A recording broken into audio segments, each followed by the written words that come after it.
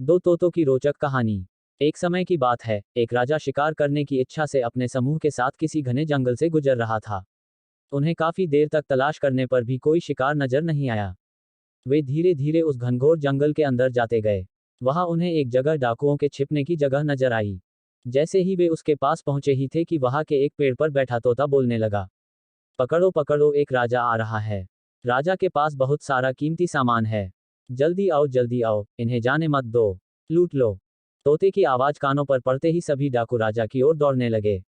डाकुओं को अपनी तरफ तेजी से आते देखकर राजा और उसके सैनिक भी अपनी जान बचाकर कर भागे। वे तब तक नहीं रुके जब तक भागते भागते डाकुओं से कई कोस दूर निकल नहीं गए। सामने एक बड़ा सा पेड़ देखकर सब वहां रुके। कुछ देर आराम का सोचकर उस पेड़ के नीचे पहुंचे। जैसे ही पेड़ के पास पहुंचे कि उस पेड़ पर बैठा एक दूसरा तोता बोल पड़ा, पधारिए राजन, हमारे साधु महात्मा की कुटिया में आपका स्वागत करता हूं। अंदर आइए, जलपान कीजिए और थोड़ा आराम कर लीजिए।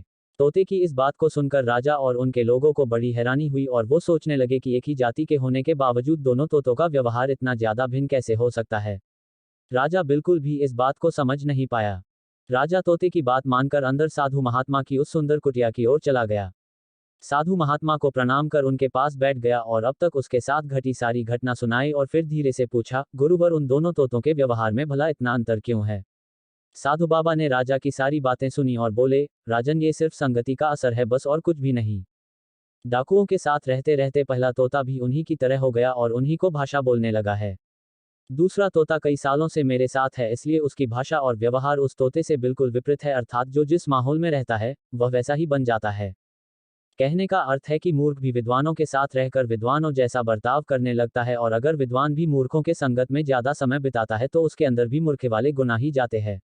इसलिए हमें संगति और माहौल का चयन सोच समझकर करनी चाहिए।